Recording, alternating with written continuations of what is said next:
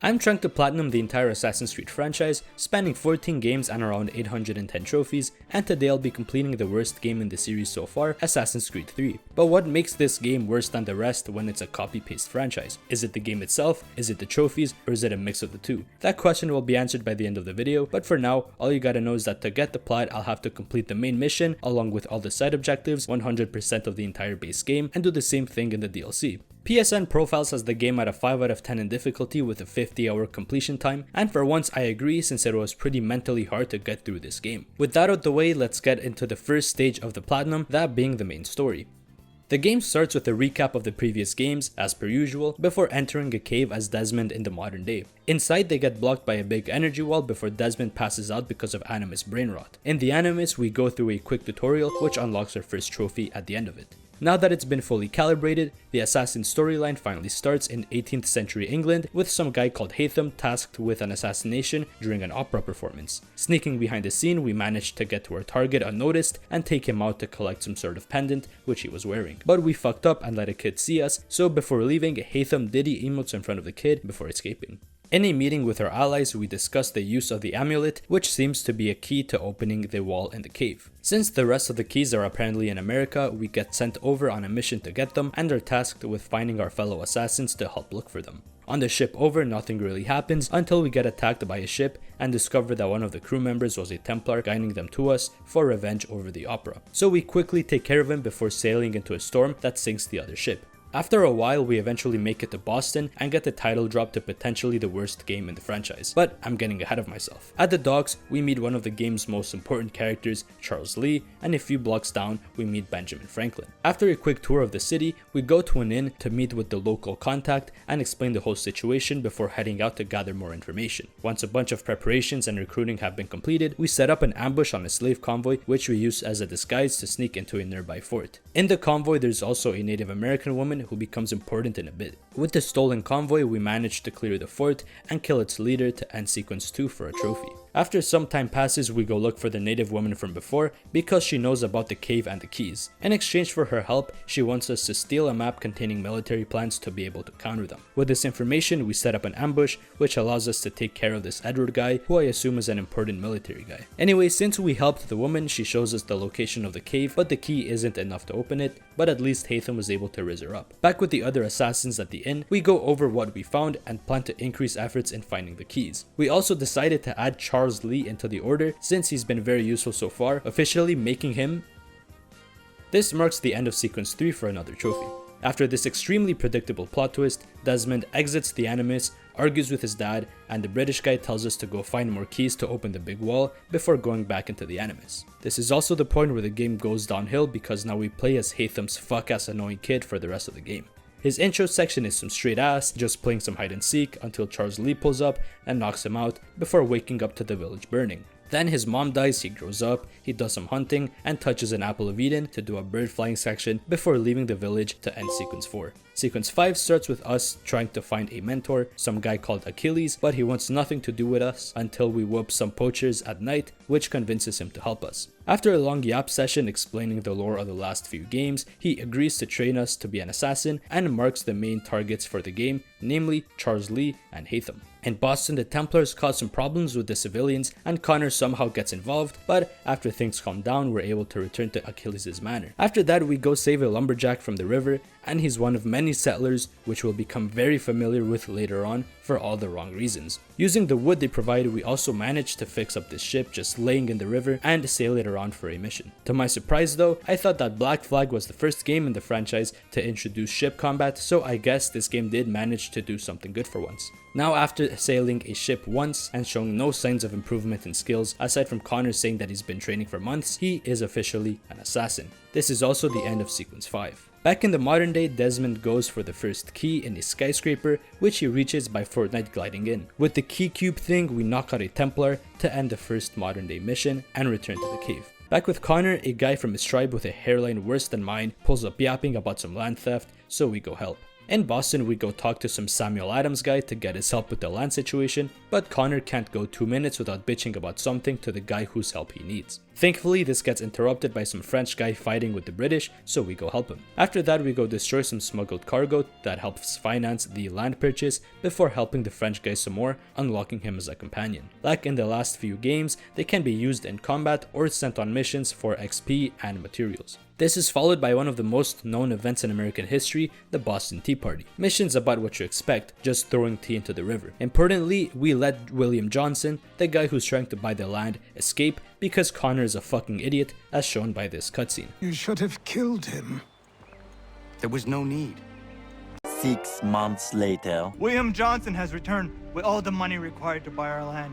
So obviously we have to clean up this bum's mess by killing Johnson anyway. After leaving the area, this ends sequence 6. The next section of the game has us paired with some guy called Paul Revere and have to gather soldiers to fight the British to hopefully kill another Templar. After informing a few groups of people, they gather up but don't want to smoke, so we have to go deliver a letter, and because of the letter we command some troops for a bit and somehow manage to hold off the British. Later on, during a speech from George Washington, Connor, the bum that he is, almost makes a scene like a kid just because Charles Lee is there, and yet somehow Adams think he's an appropriate person to introduce to Washington. Honestly, it's surprising that he managed to get any support with the way that he's been acting. After that, we have to destroy some ships that are whooping the Americans, and when I say that this mission had some of the worst side objectives in the whole game, that would be a massive understatement. The main issue is destroying both ships without getting spotted, because lighting the explosives takes a long ass time and clearing the ships also isn't easy. There's also no checkpoints between the ships, making this mission even worse. But after over 20 minutes, I eventually got a good run and managed to raise the flag to signal our success to the Americans. We then cross an active firefight to reach and kill another Templar, and this guy says the truest thing about Connor, who's been running his mouth the whole goddamn game. You wield your blade like a man, but your mouth like a child. After taking a letter with plans to kill Washington to a Patriot leader, the sequence ends. Back at the manor, some guy shows up with information to help save Washington. In Boston, we trail some counterfeiters but get blamed for the counterfeit money and get put in jail.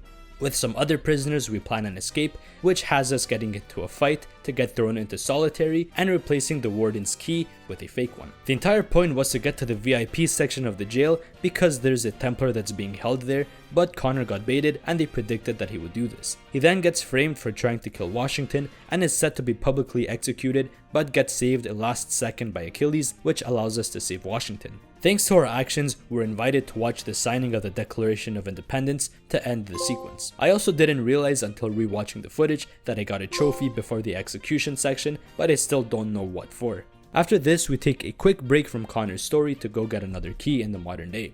This time we had to go to a soccer stadium in Brazil, but got to the location too late and had to chase down the Templar who took the key before fighting him and a bunch of guards to escape the area with the key. Completing this mission also gives a trophy. Back with Connor, he's arguing with Achilles, what a surprise, about helping out George Washington more openly. He asks us to go find a traitor, but we end up being found by Haytham instead. After arguing over beliefs for a bit, we both agreed to go after the guy since we both want him dead. With enough information, we find the guy in a warehouse, but it ends up being a trap that we fight our way out of and manage to get more information on his location. Turns out he's in Martinique, so we have to use our ship to go get him. Destroying his ship's mast allows us to board it and take care of the traitor.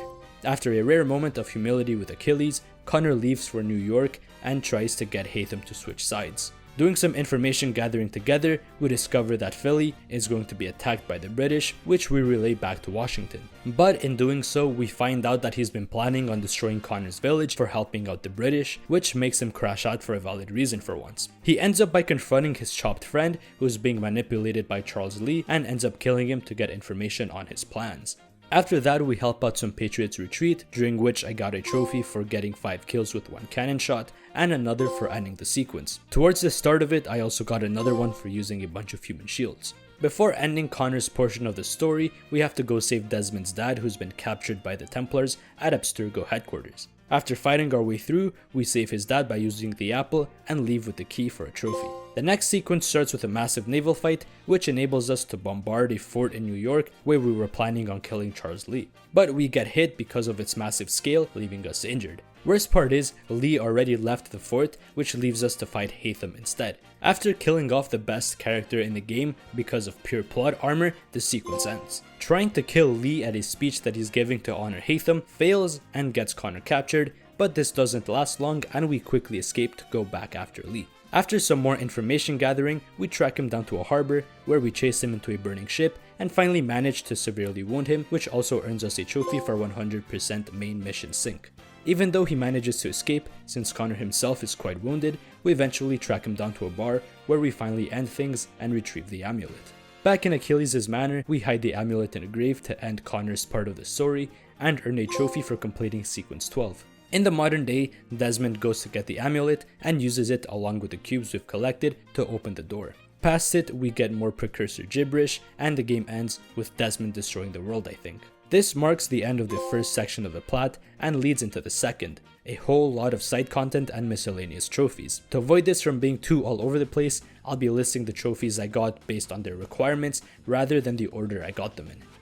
The first type were linked to completing all the side missions in the game, starting with some epilogue missions. They were fast to do and gave a trophy at the end. The next two were for completing a bunch of homestead missions, unlocking all NPCs for later. Most of these were glorified errands, so they were also really easy and fast to do. The privateer missions were also pretty easy since they were all ship-based ones, and after completing all of them, I got another trophy. The next two were for doing 2 short quest lines, one in a fort and one for fighting Captain Kidd's treasure. Finally, completing all remaining naval missions gave the last mission-based trophy. The next sort, which really was only one trophy, was for collecting some collectibles for Benjamin Franklin. Although the trophy didn't require all of them, I'd have to get them all eventually for more trophies.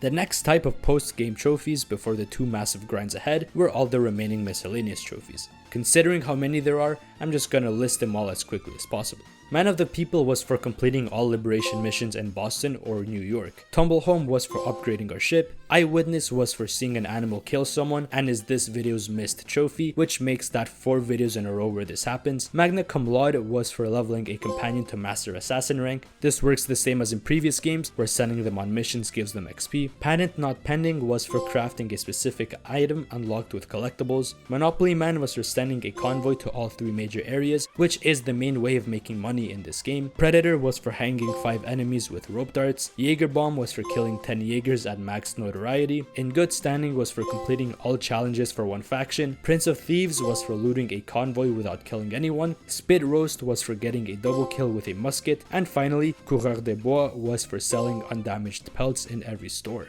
Now that these free trophies are out the way, it's time to talk about the big 3: Completionist, Original Gamer, and An Extraordinary Man. These 3 were by far the hardest to unlock, the longest to grind out, and the most tedious to get through. As the name suggests, Completionist requires 100% completion of the base game. And if it were just collectibles, missions, and waypoints, it would be alright. But the problem is that you have to complete all the faction challenges that I mentioned earlier. Each faction has 3 tiers of challenges, with tiers 1 and 2 being simple and pointless to go over. Tier 3 on the other hand took a long time to complete for each one. Frontiersman challenges were the shortest ones, with the longest one being exploring New York and Boston's underground, unlocking all fast travel points, but even then, it took about an hour to do with a map. The rest listed on screen were even faster to get, so I'm not really going to go over them. The Hunter ones were by far the longest ones to get, entirely because of one requirement, and that was completing the hunting map. This requires hunting every animal in every sub-area of the frontier and homestead. This doesn't sound too bad until taking into account the size of the map and how hard it can be to find certain animals. At least it wasn't challenging, but it did take a couple of hours to do. The rest were also mostly completed while doing this one challenge. Brawler challenges were mostly made up of things that I completed for miscellaneous trophies, except for one that required buying and crafting all the weapons in the game. Once again, this wasn't really hard, but time and resource consuming, since I needed to make a lot of money to afford them, I needed all the recipes unlocked, and needed enough materials to craft everything. And finally, the thief challenges were a bit annoying since they required me to play minigames for money and pickpocket people for £1,500, but it didn't take too long and was pretty easy to do. Completing all these challenges together took probably over 10 hours to complete. After completing all the challenges, I unlocked the trophy. There was also one for getting 50% completion, but I didn't feel like combing through all the footage to find it. That was the long one of the big 3, now it's time for the hardest. Original Gamer is unironically one of the hardest trophies I've had to unlock in over 7 years of trophy hunting. It sounds simple enough. Win in all 3 minigames, those being Fanerona, Morris, and Bowls. But the first 2 were so hard to beat that even a bot could only reach a stalemate. Phanerona was probably the hardest to win because one mistake could cause me to lose half of my pieces, and planning multiple moves in advance was mandatory to beat the AI that itself can beat a Phanerona bot. The rules were also the most confusing of the 3 games, made worse by half the board being obscured. I was getting no diffed by this game so bad that I had to watch videos to learn strats to win. After that humbling experience, I went to get my ass handed to me again, this time in Morris. Even though I won this game faster than Phanerona, it made me way angrier because so many times it felt that I was one turn away from winning only to lose. Once again, a bot wasn't able to win, so I had to get good and win on my own. The last one was insanely easy to win compared to the others, and that's how I grinded out the 500 pounds for the Thief Challenge. All I had to do was throw some balls and keep them close to each other. Once all 3 games were beat, I got the trophy. Now, the final base game trophy, an Extraordinary Man, is one of, if not the most boring and tedious trophy I have ever gotten. As you can see on screen, there are many requirements for this trophy. What I have to do is observe every person in the homestead complete 3 different activities. What activity they do is complete RNG, and I could not for the life of me figure out how to constantly reset the area or how to get them to do specific activities. At first, it's not too bad since every activity you see is a new one, but towards the end, when I need a specific activity from a specific person, that's when it became bad because of the RNG. This last one for the tailor took me over an hour of constantly resetting the area to get, and in total this trophy probably took over 5 hours of running around the homestead. With the base game done, I was fully burned out with this game, but the DLC trophies still remained. But while playing it, I really was not engaged, I wasn't paying attention, and I wasn't having a good time, so I won't be bothered to rewatch all the footage to figure out what was happening like I did with the base game. So just know that the 10 DLC trophies were a mix of completing main missions, doing miscellaneous tasks, and 100%ing all 3 parts. Once all that was done, I finally had the AC3 Platinum. And also, I completed AC Liberation like 3 days later. Yeah, what I said for the DLC also applies to that entire game, and halfway through I even stopped recording because I completely zoned out while playing it. All this to say that these 2 games are mid as fuck with frustrating platinum requirements, and Connor is the worst protagonist of any game I've played. Let me know what other games you'd like me to plat. Thanks for watching and have a good one.